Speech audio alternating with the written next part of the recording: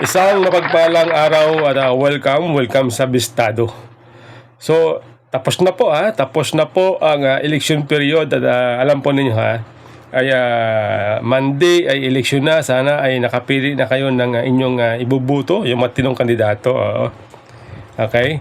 Ay alam po ninyo itong katatapos lamang na election campaign ay ang dami kong nakita ng mga komento ng tao, iba't ibang klaseng sinasabi, ay ang iba ang gagaling, matatalino, piling matalino, ay kala mo naman talagang sila po ay mga matataas ang pinag-aralan. Bakit kaya ninyo akala nyo ba naman tayo po ay napagsabihan na BO-BO?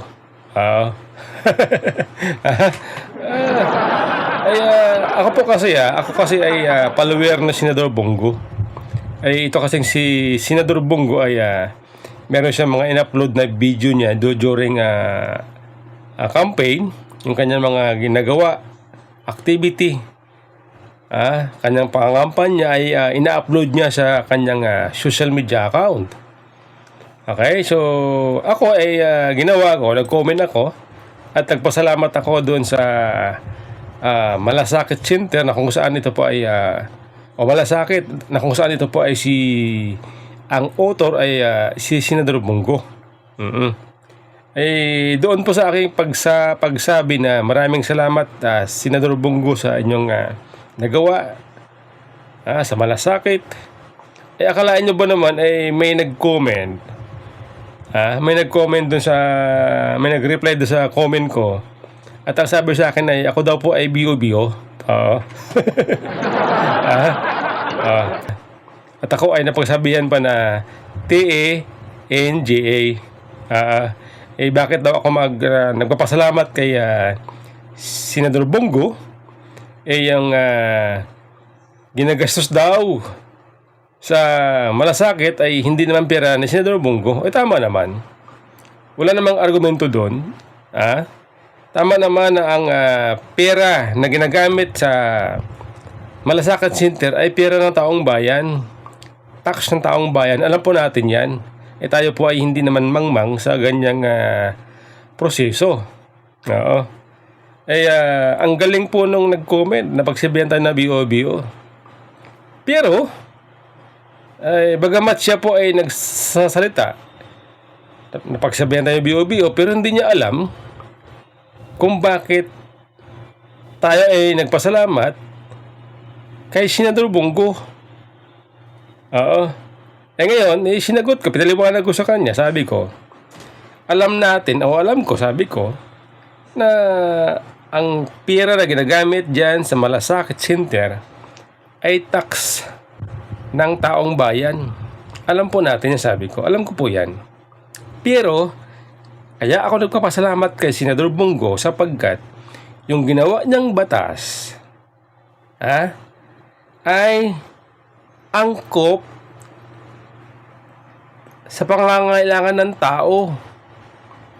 Ang ginawa niyang batas ay tamang-tama doon sa pangangailangan ng tao.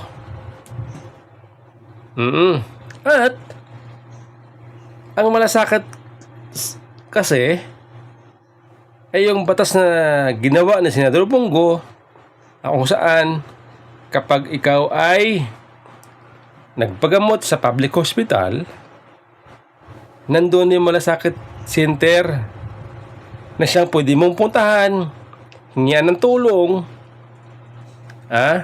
para ang inyong gastusin ay sasagutin ng Malasakit. Pwede ka maging malibre sa iyong gastusin. At walang politiko na siyang mag-ipal-ipal doon, magpakitang gilas doon. Diba? Yan po ang ating pinapasalamatan sapagkat yung batas na yan ang Malasakit Center na yan ay napaka-epektibo para sa pangangailangan ng tao. hindi po naintindihan nang basa akin at nagsabi na ako ay BO-BO. Yun po ang ating pinapasalamatan, yung batas na tama, na karapat-dapat, sapagkat napakaraming batas po na pinasa ng mga mamabatas na walang silbi. Oo, walang silbi. Yung iba ka nagagamit pa sa kalokohan. Di ba nga yung batas na juvenile justice system, na sinasabing pinoprotektahan ng mga bata, yung mga minor, bawal kasuhan, bawal ikulong kapag wala pa 18 years old. Pero ang mali doon, nakita ng mga sindikato, ng mga kriminal, itong batas na ito ay may butas, sapagkat yung bata na wala pa 18 years old ay nagagamit nila sa paggawa ng krimen, dahil alam nila na ang bata ay hindi pwedeng kasuhan. Ay itong malasakit, napaka-epektibo. At kahit sino naman kahit sinong mang mabatas, kapag ang batas na nagawa nila ay angkop sa pangangailangan ng tao, pinapasalamatan natin. Oo. Diba? Yung iba kasi nila makapag-comment lang, hindi mo na nag-iisip. Oo. Porket sabi nila, DDS ka kasi, DDS ka, kaya pinapasalamatan mo si Bongo.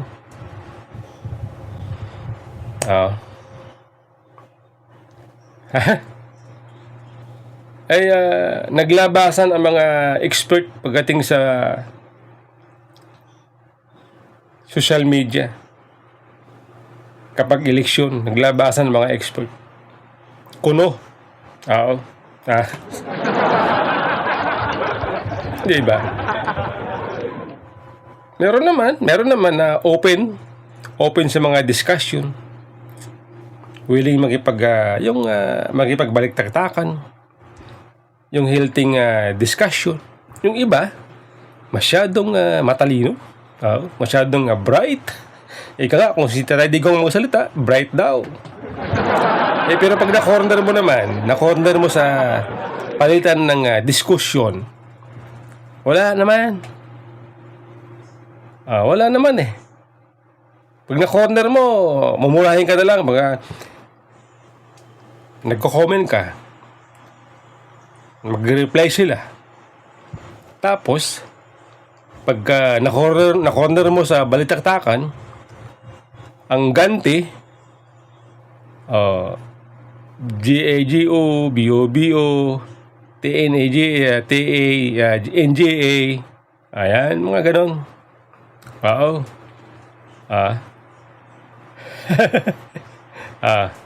Galing, galing. Kung sino yung mga mangmang, siya yung piling matalino. Di ba? Ganun po ito mga kababayan nabanggit ko po na katatapos lang ng election period. Alam po ninyo, dito po natin nakita kung sino yung popular, kung sino yung mahal ng tao, malapit sa tao, pinagkakatiwalaan ng tao, pinagkakaguluhan ng tao. Itong eleksyon na ito ay nakita natin na kung sino yung mas mahal ng tao. Ito nakita natin na itong si BP Sara ay nag-ikot, tumulong sa kampanya ng mga kandidato, lokal man o nasyonal. Siya po umiikot sa mga probinsya. Sa kanyang pag-iikot, nakita po natin na ang mga Pilipino talagang makita mo yung reaction. Kulang na lang maglupasay, sisigaw, BP, BP, BP. Ayan. Tatakbuhan, halos dumugin siya. Kung wala nga lang security, dumugin siya. Oo. Sabik na sabik, makapagpa-picture lang. Ay si BP Sara naman, giving naman siya. Talagang yayakapin niya kahit amoy araw. Meron pa nga, nakita ko, saan ba yun? Bandang norte yata yun Kaya kamakailan nakita ko, dumi pa ng kamay. Yung nanay. Niyakap ni BP Sara. Wala siyang iniiwasan. Wala siyang iniiwasan na tao. Nakita natin yan. Sabi ko nga sabi ko, kung si Tatay Digong ay popular, mahal ng tao, mas mahal pa yata ng tao, mas popular pa si BP Sara kumpara kay Tatay Digong. Base sa aking nakita, napansin sa kanyang yung kanyang mga public engagement nakita ko, mas mahal pa yata ng tao si BP Sara. Mas popular pa siya sa kanyang tatay. Oo. Di sa totoo lang, sa napansin ko sa kanyang mga pag-iikot, kanyang mga public engagement. Oo. Di ba? Yan po ang wala. Yan po ang hindi naranasan ni BBM. Oo. Si BBM, pagpupunta sa mga probinsya para sumama sa kampanya ng kanyang pambato, kakaway-kaway. Yeah, kakaway-kaway. Ganyan. Walang pumapansin. Walang pumapansin. Minsan nga, dadaanan lang Titingnan lang siya, walang pumapansin. Sige lang, kaway-kaway. Ganyan. Walang pumapansin. Hindi katulad ni BP Sara, BP, BP, yeah, may sumisigaw pa. Mayroon pa mga nagtitilian, pati bata. Diba? Si Romualdez, wala rin.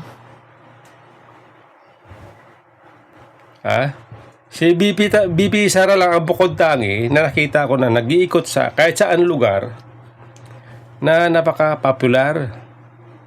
Talagang dunumugin ng tao kung hindi lang bawal lapitan.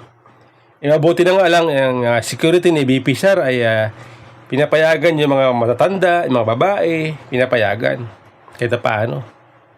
Pero alerto sila. Tinitingnan yung mga galaw ng mga lumalapit kay BP Sara. Nakakatuwa. Minsan ako napapaluwa ako Kasi nga nakaka-amaze, makita mo yung tao. Talagang mahal na mahal siya. Oo. Yan po ang hindi naranasan ni Martin Romualdez at ni Bongbong Marcos, maging yung iba. Maging ibang mga politiko, hindi po naranasan yung mga naranasan ni BP Sara na pag-welcome ng sambayanan. Oo.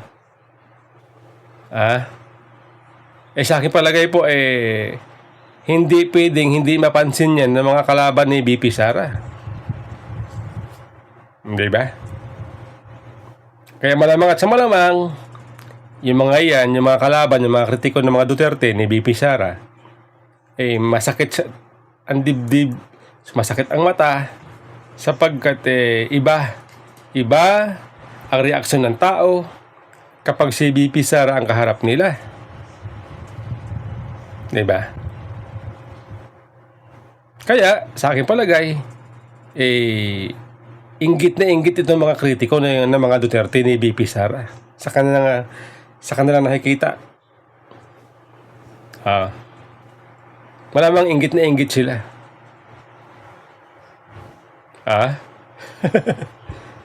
Wala, ganyan talaga Siyempre, si VP Sara, mabait. Malapit sa tao. At matalino. Maganda. Maganda na ang ugali. Maganda pa ang personalidad, ang personality. Matalino. Di ba? Kaya nga lang, wag yung gagalitin.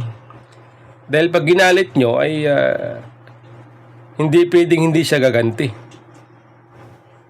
Di ba? Tulad niya, ginawa niya. Nag-ikot sa mga probinsya. Inendorso niya, ikinampanya niya itong mga local candidates, mga congressman na tumatakbo sa mga iba't ibang distrito. Sa Maynila. Sa Maynila, doon sa District 2, District 3, District 6. Lumusob doon si VP Sara sa Maynila. Sa Batangas. Sa Batangas kamakailan. Doon sa Batangas, sabi ni VP Sara, meron daw isang mamabatas na may utang sa kanyang asawa na hindi nagbabayad. Magkano yon? 8 million? 9 million? Hindi rin nagbayad itong mamabatas na ito. Yung binabanggit ni VP Sara na ang itong asawa ng ang husband itong mamabatas na ito ay mayroon daw di umanong kasong rape. At nung natapos na yung kaso, ay hindi daw nagbayad dahil ito palang asawa ni VP Sara ay kinuha yata bilang abogado.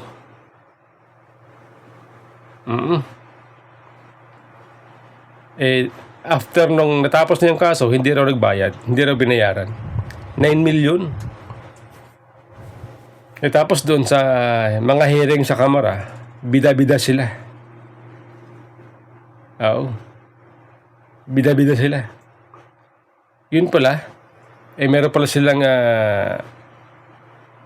obligasyon, di umano, utang, hindi pala nila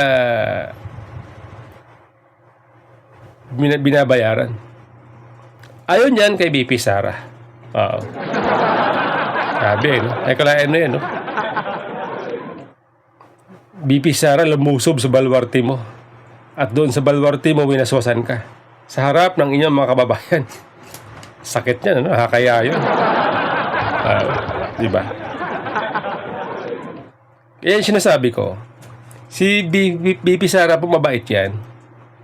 Pero once na siniraan mo, kinalaban mo, hindi ka aatrasan yan. Hindi ka aatrasan yan. Matalino yan. Ito nga si Claire Castro namumuro na kay VP Sara. Namumuro na siya. Unti-unti na siyang binabalatan ni VP Sara.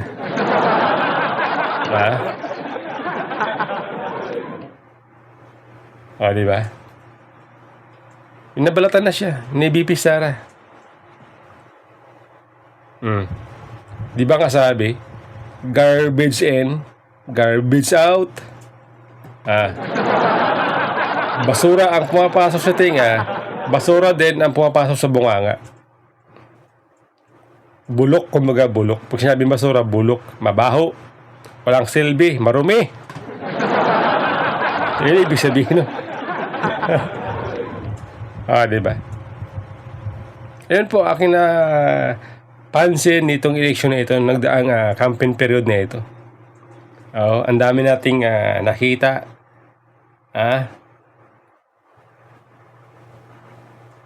Kung paano tanggapin ng taong bayan si VP Sara. Okay?